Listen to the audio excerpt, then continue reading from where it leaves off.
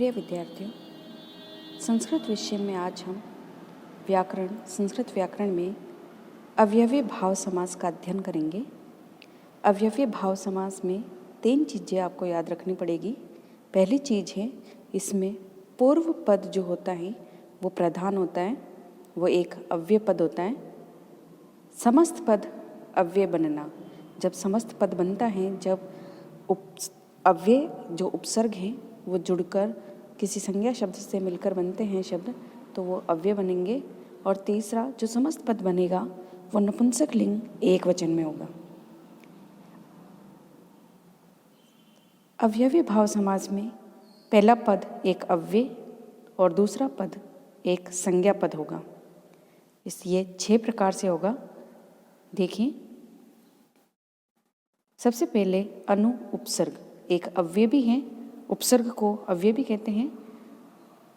कोष्टक में मैंने लिखा है पश्चात योग्यम। जब हम सीखेंगे कि जब समस्त पद में अनु उपसर्ग होगा तो हमें उस अनु के स्थान पर पश्चात और योग्यम शब्द जोड़ना पड़ेगा, इन दोनों में से एक। और जो प्रथम पद होगा उसमें षष्ठी विभक्ति का प्रयोग करेंगे। दूसरा नियम है उप में जब उपसर्ग होगा तब हम उसके स्थान पर समीपम जोड़ेंगे, और जो प्रथम पद है इसमें भी हम षष्ठी विभक्ति का प्रयोग करेंगे। तीसरा है निर मतलब अभाव, तो निर के स्थान पर हमें अभाव पद जोड़ना पड़ेगा, और प्रथम पद षष्ठी विभक्ति।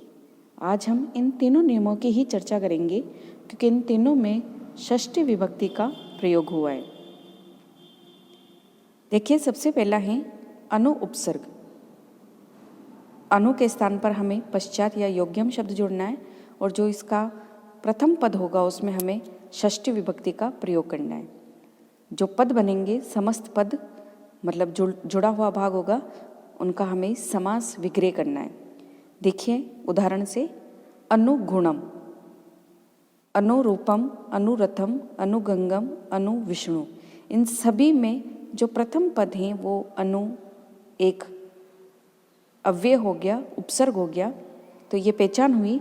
अर्थात अनु के स्थान पर हमें योग्यम या पश्चात शब्द का प्रयोग करना है। अभी समास विग्रह करते समय जो अनु के बाद बचा हुआ पद है वो यहाँ प्रथम पद बनेगा, और उस प्रथम पद में हमें विभक्ति लगानी है षष्ठी विभक्ति। देखिए, जैसे गुणम शब्द में गुण या शब्द जो हैं वो प्रथम पद बना, गुण का हमने षष्ठी विभक्ति एक वचन रूप लिखा गुणस्य, और अनु के स्थान पर हमें लिखना है योग्यम। दूसरा देखिए नियम, उदाहरण अनुरूपम। रूपम शब्द में रूप जो शब्द है वो प्रथम पद बना, तो रूप में षष्ठी विभक्ति लगाई रूपस्य, और अनु के स्थान पर हमने यहाँ जोड़ा योग्यम।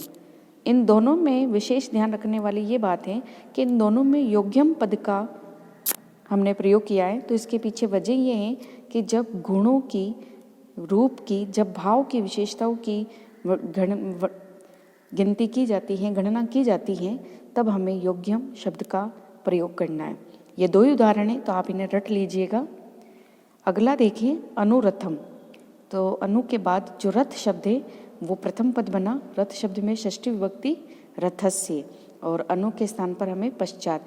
बाकी सभी पदों में पश्चात पद का ही हमें प्रयोग करना है।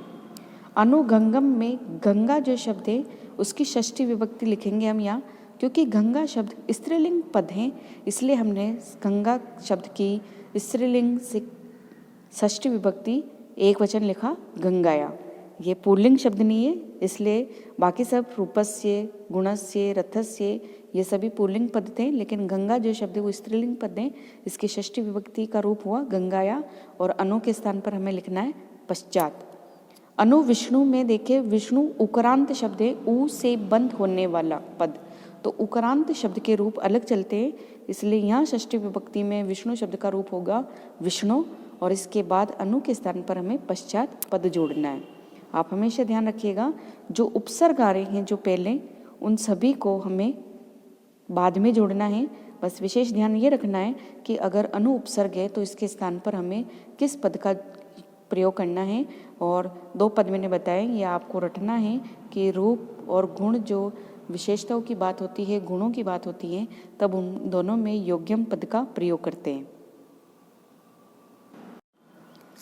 अवयवी भाव समास का दूसरा नियम है, अगर समस्त पद में अगर उपसर्ग हैं या अव्यय पद हैं तो उसके स्थान पर हमें समीपम पद का प्रयोग करना है, और जो इसका प्रथम पद है उसमें हमें षष्ठी विभक्ति का प्रयोग करना है। उदाहरण देखिए, उपकृष्णम। उपकृष्णम में उपसर्ग हो गया, तो उप के स्थान पर हम समीपम पद जोड़ेंगे जो हमें बाद में जोड़ना है, प्रथम पद के बाद में। और यहाँ प्रथम पद होगा कि उप के बाद जो शेष पद बचा, जैसे यहाँ कृष्णम शब्द बचा है, तो ये कृष्ण जो शब्द हैं ये प्रथम पद हुआ, और इस प्रथम पद में हमें षष्ठी विभक्ति का प्रयोग करना है। तो कृष्णम के स्थान पर हम लिखेंगे कृष्णस्य। कृष्ण शब्द की षष्ठी विभक्ति है कृष्णस्य, और उप के स्थान पर समीपम पद का हमें प्रयोग करना है। उपनगरम में नगर जो शब्द हैं वो प्रथम पद बना, तो प्रथम पद में हम विभक्ति लगाएंगे षष्ठी नगरस्य, और उप के स्थान पर समीपम। उसी प्रकार जो उपवनम है, वन शब्द है, वो पद बना षष्ठी विभक्ति में वनस्य, और उप के स्थान पर समीपम। उपयुम्नम में युम्ना शब्द जो है वो अब स्त्रीलिंग शब्द है। स्त्रीलिंग शब्द के रूप रमा की तरह, बालिका की तरह चलेंगे, तो यमुना पद में षष्ठी विभक्ति लगाई तो यमुनाया पद बना, और उप के स्थान पर समीपम। यमुनाया समीपम। समीपम का अर्थ होता है समीप या पास में। कृष्णस्य समीपम, कृष्ण के पास। उपनगरम नगरस्य समीपम, नगर के पास। उपवनम वनस्य समीपम, वन के पास।